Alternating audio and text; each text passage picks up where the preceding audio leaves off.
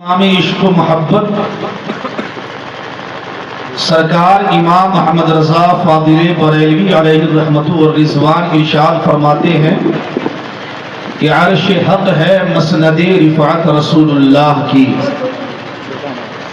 عرش حق ہے مسند رفعت رسول اللہ کی، دیکھنی ہے حشر میں عزت رسول اللہ کی، اور وہ جہنم میں گیا جو ان سے مستغنی ہوا، ہے خلیل اللہ کو حاجت رسول اللہ کی، اور لا ورب العرش جس کو جو ملا ان سے ملا، بٹتی ہے کونین میں نعمت رسول اللہ کی، اور اے رضا خود صاحب قرآن ہے مداح حضور، اے رضا خود صاحب قرآن ہے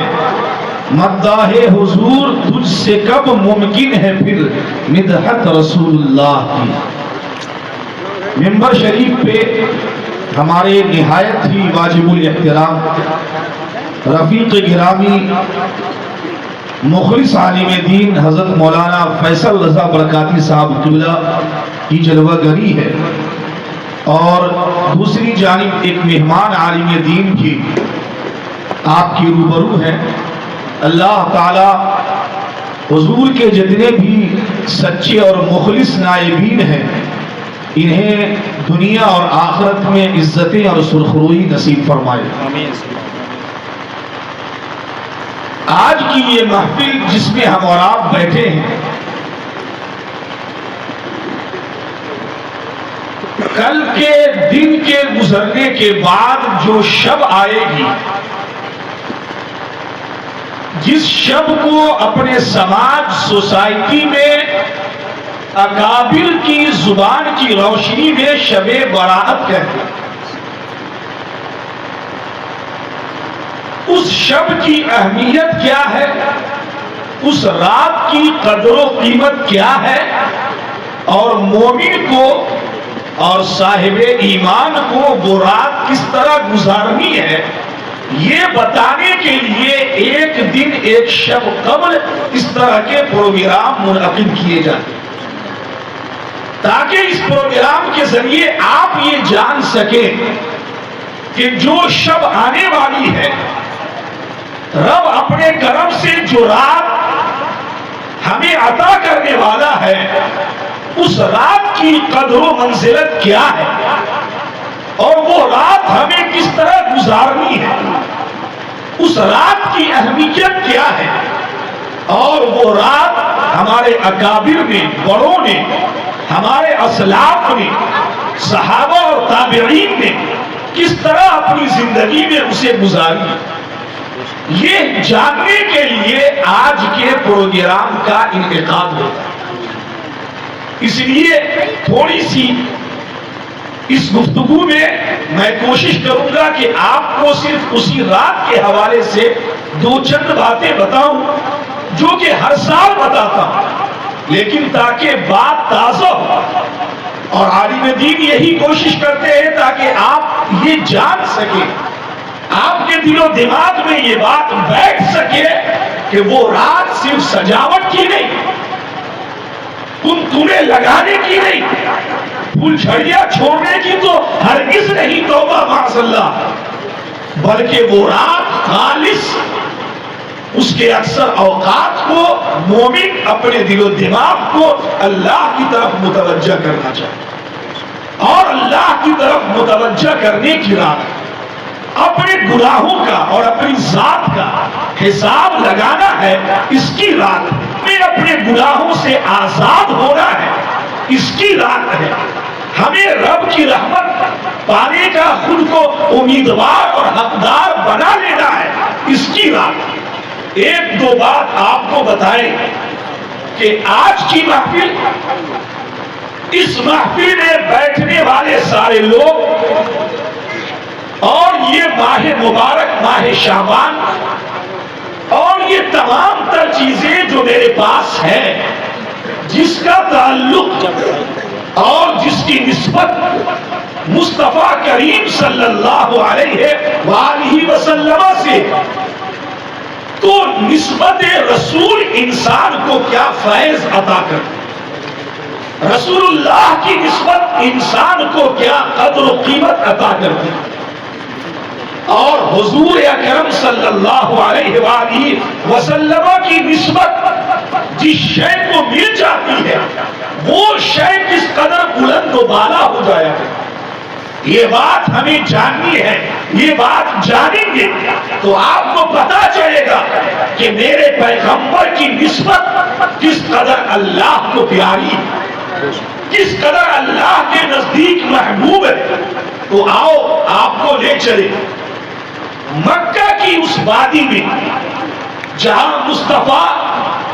جلوگر تھے، تو وہ مکہ کی وادیاں اللہ کی بارگاہ میں مقرب ہو گئی۔ مصطفیٰ ہجرت کر کے مدینہ چلے گئے تو مدینے کی گلیاں اللہ کے نزدیک محبوب ہو گئی، یہاں تک کہ گلیاں در و دیوار تو دور، آپ نے احد پہاڑ کا نام سنا ہے کہ نہیں؟ آپ جانتے ہیں احد پہاڑی کے بارے میں؟ پہاڑ اپنے ملک میں بھی، پہاڑ دوسرے ممالک میں بھی، اور دنیا کے اطراف و اکناف میں پہاڑ پائے جاتے ہیں، یہ فلاں پہاڑ ہے، یہ فلاں پہاڑ ہے، آپ یہ جانتے ہیں۔ اور عرب کے اندر بھی بہت سارے پہاڑ ہیں، لیکن آپ یقین جانیں جو لوگ عمرہ کرنے گئے، جو لوگ حج پہ جاتے ہیں، آپ ان حاجیوں سے، عمرہ کرنے والوں سے آپ پوچھیں، آپ ان کے شوق و ذوق کا ملاحظہ کریں تو آپ دیکھیں گے اور ان کی ذات اور ان کے ذوق کا اندازہ لگائیں گے کہ ہر حاجی اور ہر عمرہ کرنے والا جب مدینہ مبارکہ میں پہنچتا ہے، وہاں حضور کا غلام بن کر اس کی گلیوں میں اپنے آپ کو گھماتا ہوا دیکھتا ہے، تو مدینے کے اندر دیکھتا ہے کہ ایک پہاڑ ہے، اس پہاڑ کا نام ہے احد کا پہاڑ، احد کی پہاڑی، اور وہ 7 کلومیٹر کی دوری میں پھیلی ہوئی پہاڑی۔ آپ حاجیوں سے پوچھیں، اور جتنے پہاڑ ہیں وہ کسی کو دیکھنا پسند نہیں کرتے، شوق سے نہیں دیکھتے، پیار سے نہیں دیکھتے، لیکن ہر حاجی اور مدینہ پہنچنے والا ہر شخص یاد رکھو اچھی طرح، وہ شوق رکھتا ہے، اس کے پاس یہ ذوق ہے، اس کی یہ چاہت ہے کہ میری نگاہ احد کے پہاڑ کو دیکھے، ہم احد کی پہاڑی کو دیکھیں۔ کیوں؟ اور بھی تو دوسرے پہاڑ ہیں، اس پہاڑ کو دیکھنے کا شوق حاجی کے پاس نہیں، عمرہ کرنے والوں کے پاس نہیں،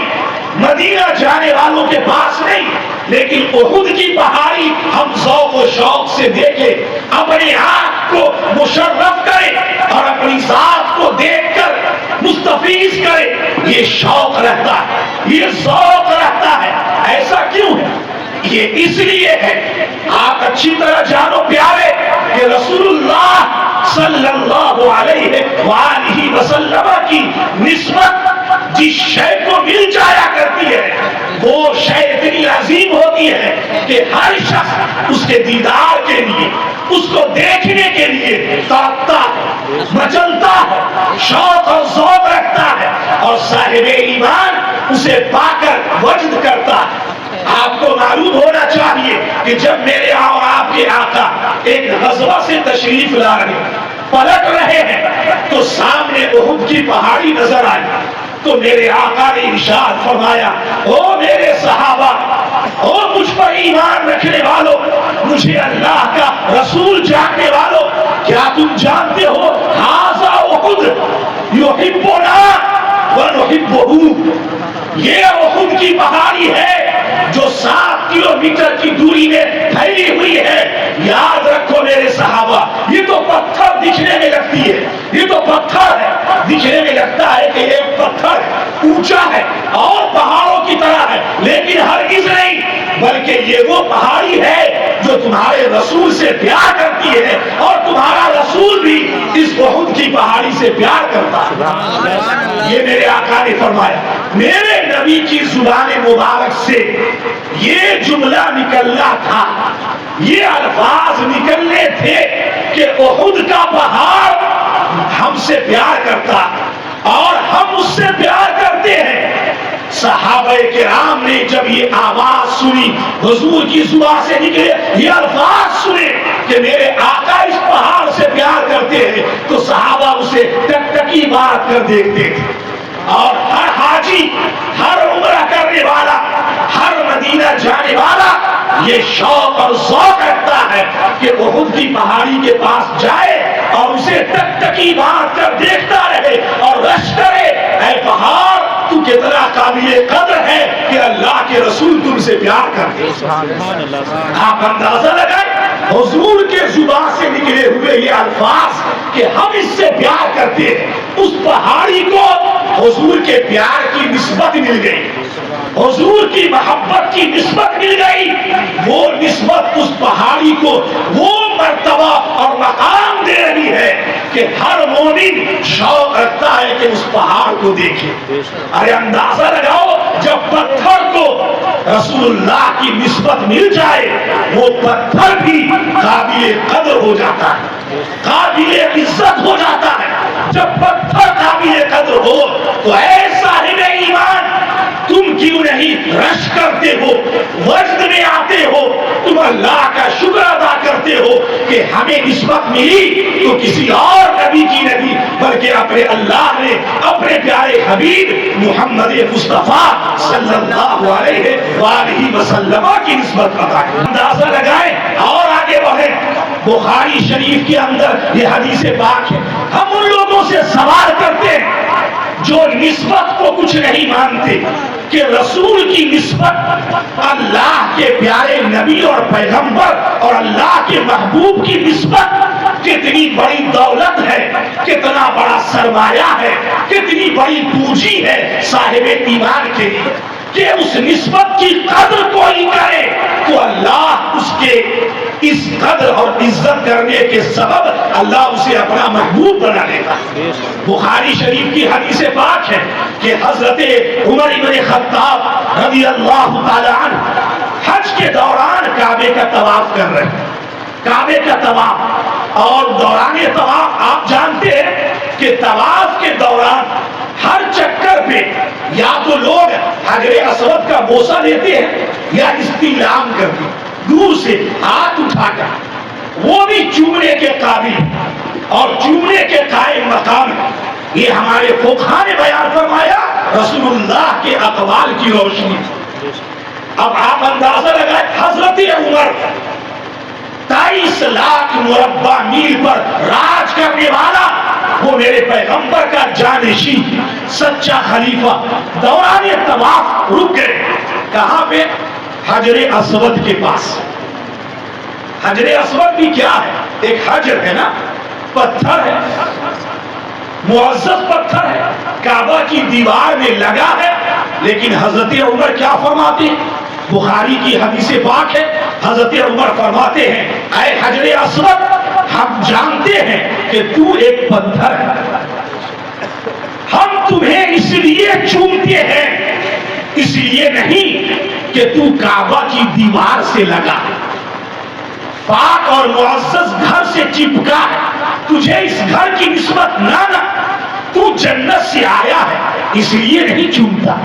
جنت سے آنا تیرا آنا ہے تو ہے، کعبہ کی دیوار سے تیرا لگنا ہے تو ہے، ہم تو تجھے اس لیے چومتے ہیں کہ تم کو میرے محبوب علیہ الصلوۃ والسلام محمد مصطفیٰ نے چوما، سبحان اللہ سبحان اللہ، میرے آقا نے تمہیں چوما، میرے رسول نے تمہارا بوسہ لیا ہے، ہم تمہیں اس لیے چومتے۔ حضرت عمر نے کیا بتایا کہ ہمارے نزدیک وہی قابل قدر ہے، لائق عزت اور ادب و احترام ہے جس کو عزت میرے مصطفیٰ سے ملی، جس کو نسبت میرے آقا سے ملی۔ پتہ یہ چلا دوستو کہ نسبت رسول، آقا کی نسبت، آقا کا تعلق، آقا کا لگاؤ، یہ بڑی دولت ہے، یہ بڑا سرمایہ ہے. اسی لیے یہ جو شعبان المعظم کا مہینہ ہے، آپ کو پتا ہے نا کہ میرے آقا نے فرمایا شعبان الشہری، یہ شعبان میرا مہینہ ہے. یعنی اس مہینہ کو میرے مصطفیٰ سے نسبت حاصل، میرے آقا سے نسبت حاصل ہے. اور میرے آقا سے جس کو نسبت ہو جائے اللہ کے نزدیک، چاہے وہ مٹی ہو کہ پتھر ہو کہ پہاڑ ہو کہ پہاڑی ہو کہ درخت ہو کہ ڈلیا ہو کہ انسان ہو، ہر شے جس کو رسول سے نسبت مل گئی وہ اللہ کے نزدیک قابل قدر ہو جاتی ہے، قابل عزت ہو جاتی ہے. اور اندازہ لگائیں نسبت رسول کیا شے ہے، آپ کو پتا ہے؟ آئے یہ جو رات آنے والی ہے اس رات کے حوالے سے سنو پیارے. حضرت عیسیٰ علیہ السلام کا نام تو سنا ہے نا. میرے نبی سے 500 یا غالباً 600 برس پہلے اس دنیا میں تشریف لائے، اور وہ اللہ کے رسول ہیں، اللہ کے نبی ہیں. کون؟ حضرت عیسیٰ علیہ السلام. وہ کیا آرزو کرتے، وہ کیا اچھا کرتے؟ غور سے سنو پیارے. مقدر پہ ناز کرو کہ تمہیں نسبت ملی تو محمد مصطفیٰ کی صلی اللہ علیہ وآلہ وسلم. حضرت عیسیٰ علیہ السلام کی بائیوگرافی میں، ان کی زندگی میں سے ایک واقعہ ملتا ہے جس کو بزرگوں نے، اکابر نے اپنی کتاب کے اندر درج فرمایا. فرماتے ہیں کہ حضرت عیسیٰ علیہ السلام ایک گلی سے، ایک راستے سے گزر رہے، جا رہے تو دیکھا ایک سفید رنگ کا ایک بڑا گنبد نما ایک پتھر ہے، بڑا خوبصورت، بڑا حسین و جمیل. تو حضرت عیسیٰ اسے ٹکٹکی بات کر دیکھ رہے کہ یہ کتنا خوبصورت پتھر، یہ کیا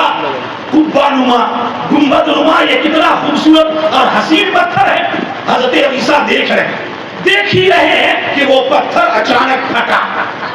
پھٹا تو اس سے زیادہ تعجب خیز چیز سامنے آئی. جیسے وہ دو ٹکڑے میں بٹا، دو حصے میں، کہ اس کے اندر سے ایک انسان کا ظہور، ایک انسان ظاہر ہوا، اور اس میں ایک درخت ہے، ایک چشمہ ہے پانی کا. حضرت عیسیٰ تعجب میں کہ یہ تو پیک ہے چاروں طرف سے، پھر یہ پھٹنے کے بعد انسان. تو عرض گزار ہوئے مالک یہ کیا ماجرا ہے، یہ کیا ہے؟ تو رب کریم نے فرمایا عیسیٰ ذرا اس سے پوچھو تو یہ کب سے یہاں ہے. حضرت عیسیٰ نے پوچھا اس آدمی سے. غور سے سنو نوجوانوں اور گھر میں بیٹھی میری خواتین اسلام، میری ماں اور بہنوں، جو رات آنے والی ہے اس کی قدر کر لو، اس کی عزت کرنا، اس کو سو کر نہیں گزارنا، یوٹیوب اور موبائل پہ مت گزارنا. خدا کا واسطہ گزارنا ہے تو اللہ کے ذکر میں گزارنا، اللہ کی یاد میں گزارنا، نفل عبادت کرنی ہے، اللہ کے رسول پہ درود و سلام پہ ادھاریاں پیش کرنی ہے. اس طرح سے رات گزارنی ہے. اور کوئی بھی میرے محلے کا نوجوان، میں واسطہ دیتا ہوں تمہیں تمہارے ماں باپ کا اور تمہارے پیدا کرنے والے خالق و مالک اور پرورش و پرداخت کرنے والی ذات رب کریم کا، کہ تمہیں لہو و لعب، کھیل تماشوں میں اس رات کے اوقات کو ہرگز نہیں گزارنا. کیا رات ہے؟ حضرت عیسیٰ نے پوچھا اس شخص سے، اے شخص تو کب سے یہاں ہے؟ تو اس شخص نے کہا 400 برس سے میں اسی پتھر میں اللہ کی عبادت کر رہا ہوں. کتنے برس سے؟ 400 برس ہو گئے میں اس پتھر میں اللہ کی عبادت کر رہا ہوں. کھاتے کیا ہو؟ کہا یہ پیڑ اللہ نے میرے لیے لگا دیا، یہ چشمہ اس سے پانی آتا ہے، جب دل چاہتا ہے اس پیڑ سے پھل آتے ہیں میں کھا لیتا ہوں، پیاس لگتی ہے تو یہ چشمہ، یہ پانی کا چشمہ ہے، اس سے اپنی پیاس بجھاتا ہوں. 400 سال سے اسی جگہ رہ کر اسی پتھر کے اندر میں اپنے خالق و مالک، اپنے رب کریم کی عبادت کر رہا ہوں. حضرت عیسیٰ نے فرمایا علیہ السلام، اے اللہ اس سے بڑا عبادت گزار اور متقی اور تقوی شعار پرہیزگار اور کوئی محبوب کیا اس زمین پہ تیرا ہوا، کیا ہوگا؟ اب سنو غیب سے کیا آواز آئی. غیب سے آواز آئی. میرے اکابر نے اپنی کتابوں کے اندر درج فرمایا اللہ تعالیٰ نے غیب سے آواز دی اے عیسیٰ کیا تجھے اس عبادت گزار کی عبادت پہ اور اس کے رتبے پہ تجھے تعجب اور مقام ہے؟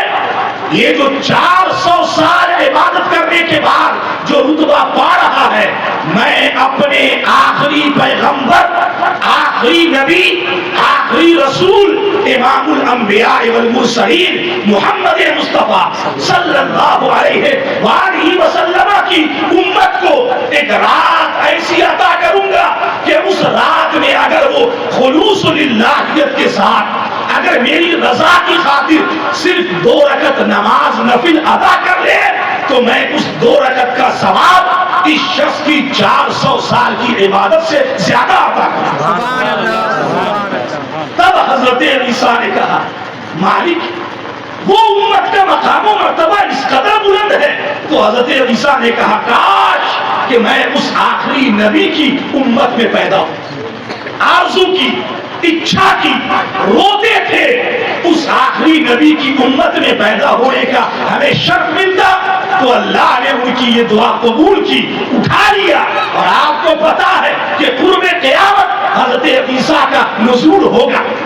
حضرت عیسیٰ آئیں گے لیکن نبی بن کر نہیں بلکہ اپنے پیارے حبیب ہمارے اور آپ کے آقا و مولا کی امت میں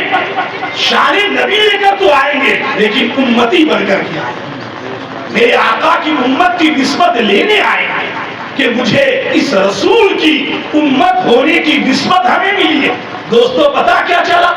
آپ کا مقام و مرتبہ اللہ کے نزدیک کتنا بلند ہے کہ کہا 400 سال کی عبادت اور کہا ایک رات اللہ نے آپ کو عطا کی. اب یہاں پر پوچھیں ہم اپنے محلے والوں سے اپنے ان خیر خواہوں سے اپنے مخلصین سے اپنے پیار کرنے والے صاحب ایمان سے بتاؤ ہم تو گنہگار ہیں نا ہمیں یہ شرف کیوں ملا ہمیں یہ رات کس کی وجہ سے ملی؟ تو سب کا ایک ہی جواب ہوگا یہ رات ملی ہے تو محمد مصطفیٰ کے صدقے آقا کریم کے صدقے ملی. آمنہ کے لال دونوں عالم کے مالک و مختار یعنی محمد مصطفیٰ صلی اللہ علیہ وآلہ وسلم کے صدقہ و طفیل ملی ہے. اس لیے میں گزارش کرتا ہوں آپ سے کہ کل کا سورج جو طلوع ہوگا اور طلوع ہونے کے بعد اپنی منزلیں طے کرے گا اور پھر جب غروب کی منزل سے گزرے گا اس غروب ہونے کے بعد سے لے کر فجر کے طلوع ہونے تک ہمارے تمام بھائی اسلامی لباس میں ہوں گے نا انشاءاللہ ایک دم غسل کر کے اسلامی لباس سر پہ ٹوپی اور اس وقت سے کلمہ طیبہ لا الہ الا اللہ محمد رسول اللہ کا ورد اور ذکر زبان پہ جاری رہے پھر درود و سلام جاری رہے اور اس رات کے اکثر اوقات کو ہمیں اللہ کی عبادت میں گزارنا اللہ کی بارگاہ میں سر رکھنا ہے سجدہ کرنا ہے اور پھر ہمیں اللہ کی پاکی اور کبریائی بیان کرنی. اور پھر اپنے بچوں سے کہتا ہوں فضیلت پہ اور بہت ساری باتیں آپ کو کئی محفلوں میں سنا چکا ہوں. ایک بات کہہ رہا ہوں اگر موقع ملے توفیق ہو اللہ ہمیں بھی توفیق دے موقع دے تو ہمیں اس رات میں صلاۃ التسبیح ضرور پڑھنی. صلاۃ التسبیح کیوں؟ میرے آقا نے فرمایا اپنے چچا حضرت عباس سے چچا جان ہو سکے تو ہر دن ہر رات صلاۃ التسبیح پڑھا کیجیے. اگر ہر دن نہیں تو کم سے کم ہفتے میں 1 مرتبہ اگر وہ بھی نہیں تو کم سے کم مہینہ میں 1 مرتبہ اگر وہ بھی نہیں تو کم سے کم سال میں 1 مرتبہ اور اگر وہ بھی نہیں تو کم سے کم اپنی زندگی میں 1 بار صلاۃ التسبیح ضرور پڑھنا. وہ نماز ضرور ادا کرنی ہے جسے صلاۃ التسبیح کہی جاتی ہے. اور اس کو ادا کرنے کا طریقہ کیا ہے کہ وہ نماز تو جو عام نمازیں ہوتی ہیں نفل 4 رکعت والی نماز کی طرح وہ بھی نماز ہے نفل نماز ہے 4 رکعت کی نیت کرنی ہے لیکن ہر رکعت میں اس میں اس کے اندر 75 مرتبہ سبحان اللہ والحمدللہ ولا الہ الا اللہ واللہ اکبر یہ الگ الگ موقع پہ ایک رکعت میں پڑھتے. اگر آپ کو جاننا ہے تو ہم سے پوچھ لے, اپنے مخلص عالم دین سے پوچھے, وہ آپ کو بتائیں گے کہ جب نیت کریں گے تو ثنا کے بعد ہم وہ پڑھیں گے سورہ فاتحہ اور تعوذ و تسمیہ سے پہلے, ثنا کے بعد پھر سورہ فاتحہ جب پڑھ لیں گے, سورہ پڑھ لیں گے تو پھر 10 مرتبہ پڑھیں گے, پہلے 15 مرتبہ, پھر جب رکوع میں جائیں گے تو رکوع کی تسبیح کے بعد 10 مرتبہ, پھر جب رکوع سے اٹھیں گے تو جب کھڑے رہتے ہیں تو 10 مرتبہ, پھر جب سجدے میں جائیں گے تو سجدہ کی تسبیح کے بعد پھر 10 مرتبہ وہ تسبیح پڑھنی ہے پوری, پھر جب سجدے سے اٹھیں گے تو 2 سجدے کے درمیان جو تھوڑا سا وقفہ ملتا ہے اس وقفہ میں 10 مرتبہ, پھر دوسرے سجدے میں تسبیح پڑھنے کے بعد وہ تسبیح 10 مرتبہ. اس طرح سے کل آپ جوڑیں گے تو ایک رکعت میں 75 مرتبہ. اور دوسری رکعت کے لیے آپ کھڑے ہوں گے تو اس کے اندر تسمیہ سے پہلے, سورہ فاتحہ سے پہلے آپ 15 مرتبہ, اس میں تو ثنا نہیں پڑھتے ہیں اس لیے تسمیہ سے پہلے پڑھتے, وہ پوری اس کی ایک قاعدہ, اس کا ایک قانون بتایا ہے, آپ وہ پوچھ لیں جان لیں, بہت آسان ہے, آپ اسے ادا کریں. لیکن ایک چیز بتا دیتا ہوں, اکثر لوگ یہ غلطی کرتے ہیں, عصر کی جو سنت غیر مؤکدہ ہے اس کے اندر بھی, عشاء کی جو 4 سنت غیر مؤکدہ ہے اس کے اندر بھی, اور وہ نفل جس میں 4 رکعت کی نیت کرتے ہیں اس میں 2 رکعت کے بعد جب بیٹھیں گے اتحیات کے بعد ہمیں درود شریف پڑھنے, سنت مؤکدہ میں نہیں, سنت مؤکدہ میں تو اتحیات پڑھنے کے بعد کھڑے, فرض میں اتحیات مکمل ہوئی کھڑے ہو گئے تیسری رکعت کے لیے. لیکن سنت غیر مؤکدہ اور وہ نفل نماز جو 4 رکعت والی ہے اس میں دوسری رکعت میں اتحیات مکمل ہونے کے بعد ہمیں درود پاک بھی پڑھنی. یہ بات اچھی طرح جانیں, تو اس مسئلہ کو جاننا چاہیے. فضیلت تو آپ جان گئے, اللہ تعالی آپ کو آواز دیتا ہے. کس طرح آواز دیتا ہے اس رات کے حوالے سے بس 2 چند باتیں اور سن. ایک بازار سجا ہوا, خوبصورت محفل, اور اس بازار میں ایک سائل, ایک منگتا یہ آواز دیتا ہے کہ ہے کوئی سخی جو مجھے کچھ عطا کرے, میری یہ مانگ پوری کرے, میری یہ ڈیمانڈ پوری کرے. تو اگر وہ آواز لگائے وہ سائل, وہ منگتا, تو جو کوئی سخی ہے, سخی دل ہے, وہ چاہے تو دے اور چاہے تو نہ دے. لیکن اگر بازار میں کوئی سخی چلا جائے اور وہ سخی آواز لگائے کہ ہے کوئی مانگنے والا تو مجھ سے مانگے, تو ہر کوئی جو مانگے گا اس سخی کے در سے پائے گا. وہ جو رات آتی ہے شب برات, چھٹکارے اور نجات کی رات, اس رات اللہ تعالیٰ سے بڑھ کر تو کوئی سخی نہیں ہے نا. اللہ سے بڑھ کر سخی کون ہوگا؟ وہ ہر نعمتیں اور رحمتیں آپ کو دینا چاہتا ہے, بلکہ آپ کو پکارتا ہے, آوازیں لگاتا ہے, ہر کوئی مجھ سے لینے والا اور مانگنے والا تو مجھ سے مانگے. تو ہم کتنے کم قسمت ہوں گے کہ میرا رب تو مجھے پکار رہا ہو کہ مجھ سے مانگو اور ہم نہ مانگے. جو طالب علم ہے, اسٹوڈنٹ لائف گزار رہے ہیں, میں ان بچوں سے کہوں گا اس رات میں آپ کس شے کی تیاری کر رہے ہیں؟ کمرہ بند, ایک دم تنہائی, بجلی بند اور تاریک رات میں, تاریک گھڑی میں, اور کمرہ تاریک کر کے کلمہ طیبہ کا ورد کرو, پہلے بارگاہ رسول میں درود پڑھو, پھر 2 رکعت نماز ادا کرو, اور پھر سر کو سجدے میں رکھ کر اور ہاتھ کو یوں رکھ کر سجدے میں اللہ سے مانگو, اے اللہ ہم اس مشن کے لیے ہم تعلیم حاصل کر رہے ہیں, ہم یہ کامیابی چاہتے ہیں, یہ برکتوں سعادتوں والی رات ہے, اے اللہ ہم تجھ سے سوال کرتے ہیں کہ ہمیں اس مشن میں کامیابی عطا کر, ہمیں یہ منزل عطا کر, ہم جو تعلیم حاصل کر رہے ہیں ہمیں وہاں تک پہنچا, تم مانگنا اللہ تمہیں عطا کرے گا. اور اگر اس دنیا میں تمہارے لیے خیر نہیں ہے تو اللہ تمہاری دعا کو ریزرو رکھے. رکھے گا اور وقت آنے پر اس سے بہتر اللہ عطا فرمائے.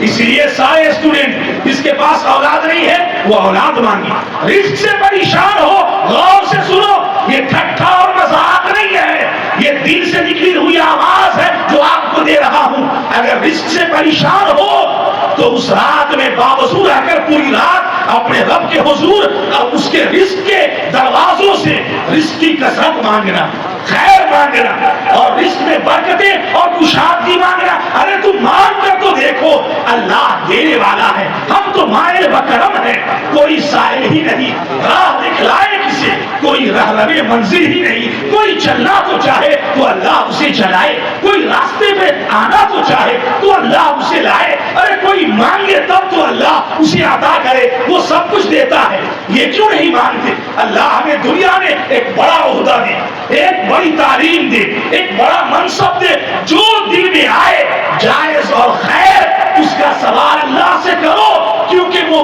بادشاہ ہے کہ سارے بادشاہوں کے خزانے میں کسی نہ کسی شے کی کمی ضرور ہے, لیکن اللہ وہ بادشاہ ہے, اس کا وہ خزانہ ہے کہ دنیا کی کسی شے کی کمی اس کے خزانے میں نہیں ہے. تم جو مانگو گے وہ عطا کرے گا. حدیث پاک کے اندر میرے رب نے ارشاد فرمایا, سارے انسان اور جنات ایک میدان میں اکٹھے ہو جائیں اور اپنی اپنی خواہش اور آرزو کے مطابق مجھ سے سوال کرے, میں ہر ایک کی خواہش کو اس کی خواہش کے مطابق پورا کروں, اپنے خزانے سے دوں. تو ہے میرے پیغمبر آپ اعلان کیجئے کہ تیرے رب کے خزانے میں اتنی بھی کمی نہیں آئے گی, جتنا سمندر میں سوئی ڈالو اور نکالو تو اس میں ایک قطرہ پانی کی کمی آ جائے, لیکن اللہ کے خزانے میں اتنی بھی کمی نہیں آ سکتی. یہ میرے رب کا خزانہ ہے تو مانگنا ہے. اور میرے بچے جو گٹکا کھاتے ہیں, کھا رہے ہیں, گٹکا کھا کر یہاں بیٹھتے میرے بچے, کیا آپ کا مزاج ہے؟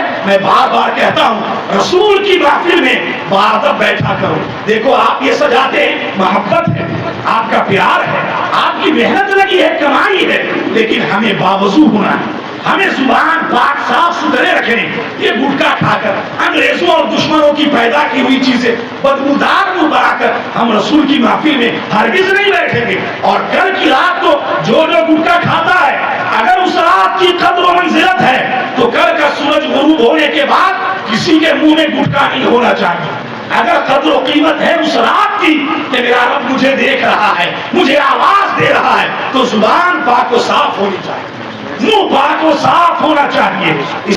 کہ یہ ہم سب صاحب ایمان کے لیے ایک خوشی کی رات ہے, یقیناً جشن کی رات ہے. کیوں؟ کیونکہ میرے مصطفیٰ کا رب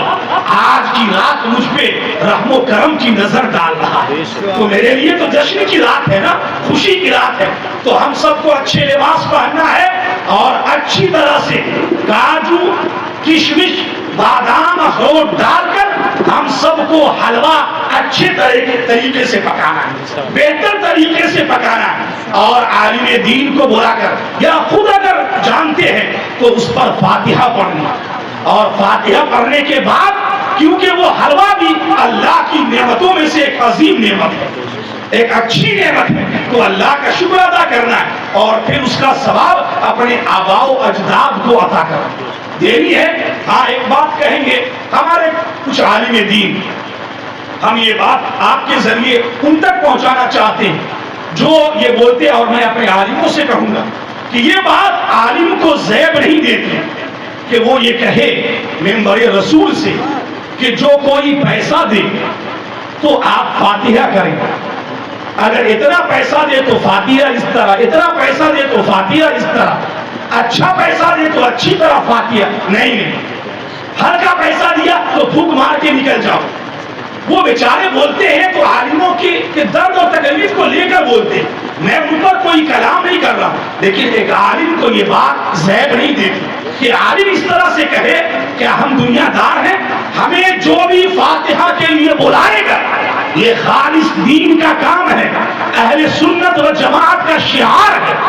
جو کوئی ہمیں فاتحہ کے لیے بلائے گا, چاہے وہ ہمیں پیسہ دے نہ دے, جو دل چاہے دے یا نہ دے, ہمیں اس کا فاتحہ اچھی طرح کرنا ہے. اچھے انداز سے کرنی، اس طرح سے کرنی ہے آپ عالم اچھی طرح سنیں تاکہ اس کے دل میں اور اس کے گھر والوں کے دل میں فاتحہ کا شوق اور پیدا ہو، اور یہ شعار اور یہ علامت جو اہل سنت و جماعت حق کی ہے وہ اور بلندی اور ترقی پائے۔ ہاں آپ لوگوں سے یہ کہوں گا ضرور کہ جو فاتحہ کرنے آپ کے یہاں جائیں عالم دین، آپ کے دینی پیشوا اور رہبر، تو آپ ضرور نائب رسول سمجھ کر کہ میرے گھر بھی آئے، فاتحہ کے کام کو انجام دیا، میرے لیے دعائیں خیر کی، تو اللہ کی جو نعمت ہے چاہے وہ تھوڑی سی دولت ہو یا زیادہ جو اللہ نے ہمیں دی، اس میں سے ہم کچھ حصہ اپنے دینی پیشوا کو بھی عطا کریں، ہم انہیں بھی دیں، یہ میری ذمہ داری ہے۔ میں ایک بات بار بار کہتا ہوں، میں کسی بھی میلاد کی محفل کا یا دینی محفلوں کا یا فاتحہ خوانی کا میں کوئی ڈیمانڈ اپنی قوم سے نہ کبھی کرتا نہ کبھی کروں گا، اور میں اپنے چاہنے والوں سے کہتا ہوں کبھی مت کرنا، نہ آرزو اچھا رکھنا۔ ہاں آپ کو ڈیمانڈ کہاں کرنی؟ اپنی قوم سے کہہ رہا ہوں، جب آپ نکاح پڑھانے جائیں، آپ قاضی بن کے جائیں، نکاح خواہ بن کے جائیں، تو آپ شریعت کے اصول کی روشنی میں میں یہ کہتا ہوں اس نکاح پڑھانے کے وقت آپ اپنی فیس اور آپ اپنا نذرانہ جو آپ چاہتے ہیں، جو شریعت نے متعین کیا ہے، اس کا سوال آپ رکھیں۔ آپ کہیں کہ مجھے اتنا نذرانہ چاہیے کیونکہ یہاں پر ایک کام انجام دیا جا رہا ہے، تو قاضی لوگ اس کا ڈیمانڈ ضرور کریں، اور قوم کو چاہیے 2100 روپے حضرت دے دیتا ہے نکاح کے وقت میں، اور کوئی 5000 دیا تو ہم کو بولتا ہے ایک بڑے میرج ہال میں نکاح پڑھایا تو ایک آدمی مجھ کو 5100 روپیہ دیا خوش ہو کر کے، تو ایک شخص مجھے کہہ رہا ہے حضرت بما بم ہو گئی، 5100 نہیں بما بم، ہم کہتے مردود 5100 میں بما بم ہم کو دکھاتا ہے۔ غور سے سنو، اگر آپ 25,000 30,000 روپے اس وقت اگر دیں گے تو بھی شریعت کے مقرر کردہ میعاد کے مطابق اور جو مقدار شریعت نے متعین کی ہے اس کو وہ نہیں پہنچتا ہے۔ شریعت کی روشنی میں کم سے کم اس وقت نکاح پڑھانے والے کو 34,000 روپے دینا لازم اور ضروری،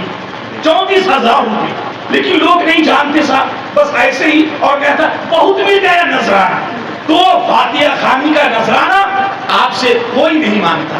آپ فاتحہ خوانی اچھے انداز میں کریں۔ ہاں جن کے یہاں لوگ جائیں تو آپ خود ان کی حوصلہ افزائی کیجیے، آپ ان کے لیے تحفہ پیش کیجیے،